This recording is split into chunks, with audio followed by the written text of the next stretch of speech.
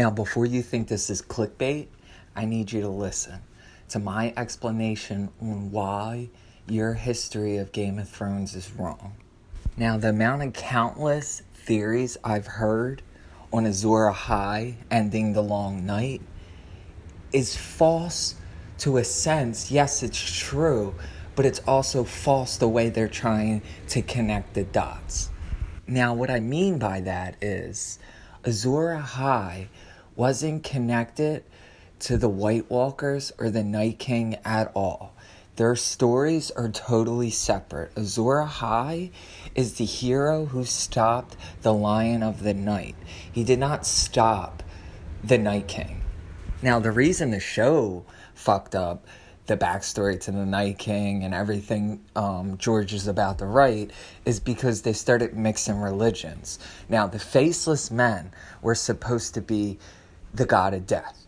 He took every little piece of religion in Westeros and Essos, all death sections of their religions he took and used as his own religion. So when Arya is in the temple and she starts pointing out gods, they messed that up because they had gods in there that didn't represent death at all. So the show fucked that up. Then they tried to say the Night King was the representation of death, which they fucked that up too. So they messed just the whole sect of religion up in the show. Now let's talk about the Children of the Forest. Now they're actually interconnected with the Night King, the Night's King, and everything to do with that. Because if you ever look at the scenes, it's always about showing the Children of the Forest from the sky as if they have sky magic, or they pay attention to lunar movements, or when they do their blood sacrifices, they that magic is stronger in some sense. Now, I knew this way back when they released the title to the first prequel. That was Game of Thrones Blood Moon. So you would think, what does Blood Moon mean? What are they trying to say with Blood Moon? We already understand that there was a character in the Game of Thrones history, and he went as the Bloodstone Emperor. I'm not going to go into the backstory because I'm pretty sure most people who are interested in Game of Thrones know his backstory, right? So we know that an asteroid or a meteor shows up in the Game of Thrones, and this Bloodstone Emperor worships it. He takes his sister's throne, and he does some kind of blood sacrifice. Now, we know that is what causes the long night.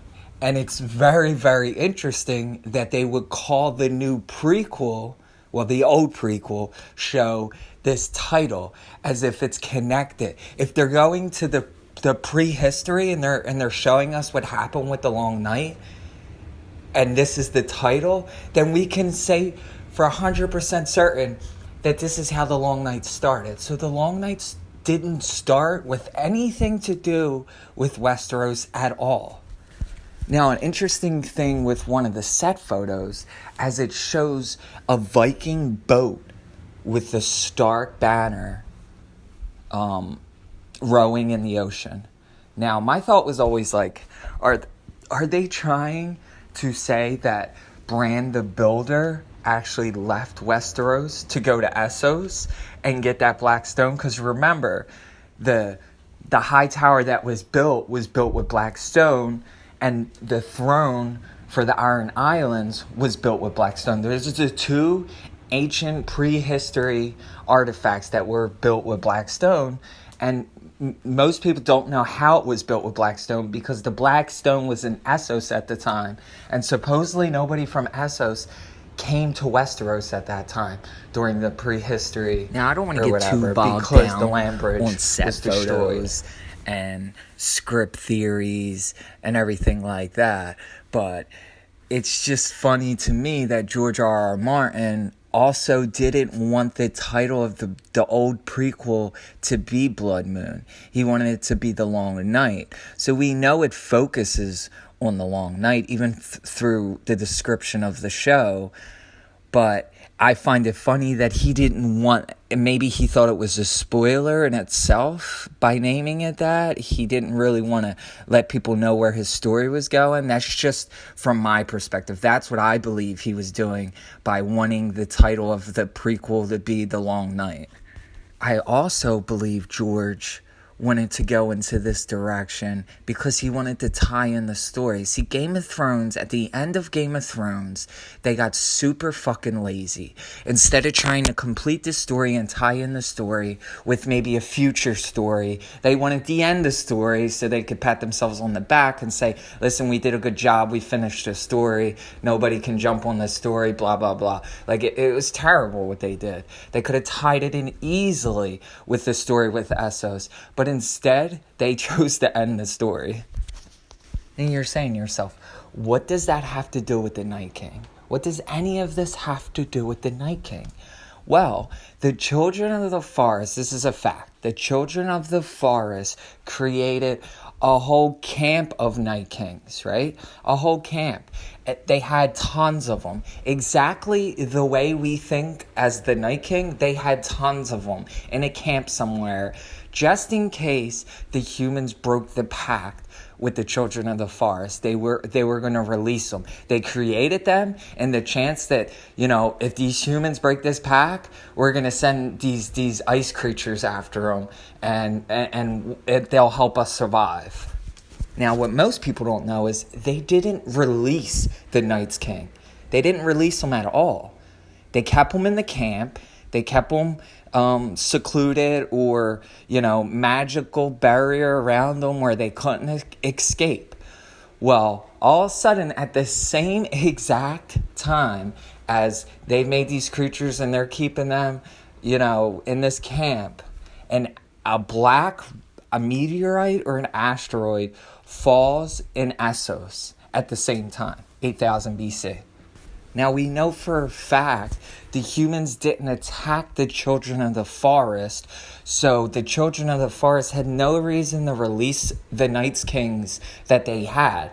So we know that it had to do with this black meteorite falling to Essos and this Bloodstone Emperor worshiping this rock and taking over his sister's throne. We know that's how the Long Night started. So the Long Night must have either given more magical powers to the Night's King or just all around the continent, because all of a sudden, as soon as this asteroid happens, blood sacrifice, the Night's King all of a sudden break free of their chains and start attacking Westeros. And a lot of people get those two confused. They get the Long Night and the Night's King confused. They think it's the same thing. It's not the same thing. They're two separate things. They're two separate situations in time. They are not the same event. You know what I mean? And we know now from the title of the show, from everything that we've seen in the script, that this meteorite that falls from the sky in Essos is the real reason why the Long Night happens. And yes, people are correct. Azor Ahai is the one to bring down the Long Night, but he isn't the one to bring it down in Westeros. He's the one to bring it down in Essos, which I believe George was saving for a story on top of a story. And there's even another one in Royan. There's another hero saving story. So he's got many of stories to go on top of, to say this is the reason how the Long Night stopped. So we can't expect this story to be, Azor Ahai is going to come to Westeros with a flaming sword and the Long Night. Like, that wasn't a thing. That there was no connection whatsoever with that. Okay, so Azor Ahai, he saves the world. He ends the Long Night. So Bran the Builder dies, I guess. I don't know if he's grandfather or whatever, but we push down the timeline a little bit. We don't know how long, just a little bit, right? Bran builds the wall. Bran builds Winterfell. The time moves on, okay? So then the king of Winterfell at this time is Bran the Breaker, which is just hilarious because, you got Bran the Builder, you got Bran the Breaker, and then you got Bran the Broken at the end of the show. So is the Night King's name Bran the Bozo? Just kidding. Or Bran Bezos. Just think about it. Amazon, Bran. Nah, I'm just fucking with you. But we know for a fact that the Night's King, not the Long Night King, the Night's King is actually a Stark, but we don't know if he's the son of Bran the Breaker or if he is the brother of Bran the Breaker. But we do know he is a Stark for 100% fact. And you see a lot of theories out there that the reason why the original Long Night's Kings weren't as strong and they were defeated was because the bloodline of the Night's King, the future Night's King, wasn't a Stark. He was just someone who the children of they captured a bunch of guys and they created them. And we'll talk about the female too, right? A lot of people are contending that the female the Night's King finds and puts a seed into is a White Walker female. Well, I don't believe this in the slightest because we've never seen a female White Walker. We've never seen the Children of the Forest stick dragonglass into a female. So I don't believe it. Just from the description, people are like, oh, she's a White Walker. Look, her eyes are blue and her skin is pink. Just think about it. What other clan or what other thing in the Game of Thrones, history do we know has, light hair, fair complexion, starry blue eyes? Targaryen. If you were to pick something from there, right, with no evidence, you're going to say the Children of the Forest, made female White Walkers or they experimented or whatever. But you won't make that push that she's a Targaryen. Like, once I explained the Black Rock being in Westeros anyway, a Targaryen or somebody from Essos had to bring that Black Rock over. This is the same thing. In the stories about the female White Walker, she's running around in the outside where the Night's King is chasing her, right? The 13th commander, he's chasing her. Well, if she's a female White Walker, I don't think she'd be running around on the outside without anybody trying to kill her easily. So I believe myself that she's a Targaryen. Or at least she's in hiding, but she is from Essos, and I feel like they're going to tie the story in where she comes from Essos, she's in hiding, she's running from, let's just say it's the Bloodstone Emperor's fucking kids or something. You know what I mean? They could tie the story in so well because I feel like this is definitely the direction. This is definitely the direction that they were going in before Game of Thrones butchered it.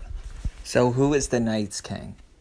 The Night's King is Bran the Breaker's brother or son.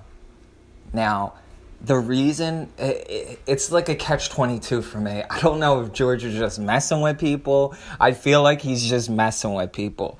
But when the name is stricken from the history books, it's got to make you wonder why he's keeping this name a secret. Just like he was keeping Jon's parents a secret, he's keeping this name a secret. He announces all other names, but he doesn't announce this name. It makes you wonder why. Is the plot twist coming? You know what I mean? Like, that's what I feel like. He kept this name a secret for a reason because he knew in the future this would be a great plot twist. Wonderful plot twist. Is it Brandon the Breaker or Brandon the Builder himself? Even though we know this is years ahead, but we don't know how much time ahead. But I think they're saying it's like at least 1,000 years or something.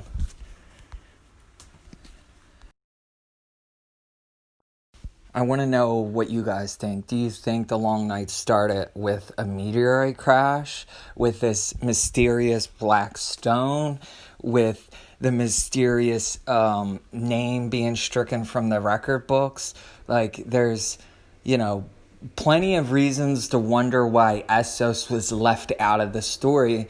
And as a storyteller, you gotta believe the reason why it was left out is because they're gonna come back with another even killer story to say, this is how the Long Night ended, and this is how the Night's King was born. You get what I'm saying? Like, the people think the Night's King story, when it ends, is the end of the story. It's not the end of the story, because they can build on that story with something that's happening at the same time. You get what I'm saying? So let me know what you think about the situation and your theory. But if we're going on the way George writes and the way he repeats himself, like in every story, every single hero story, there's like a wall to keep the demons out. In every part of each continent, he had pretty much the same kind of story going on. So if we're gonna go by that, in my theory, the Night's King, the 13th Lord Commander of the Night's Watch, I think his name is gonna wind up being Bran the Bastard. Do you think Jon Snow, he was a bastard, he was sent to the wall to protect, to be a hero, right? If we're going by B's, right? Because first it was Brandon the Builder, then it was Brandon the Breaker, and then you finished the show off with Brandon the Broken. So if you were going to go by anything, I think we know he's a Brandon, but we don't know what people called him because he's stricken from the record book. So I would believe, if we're going by the way George writes and history, that his name is going to be Brandon the Bastard.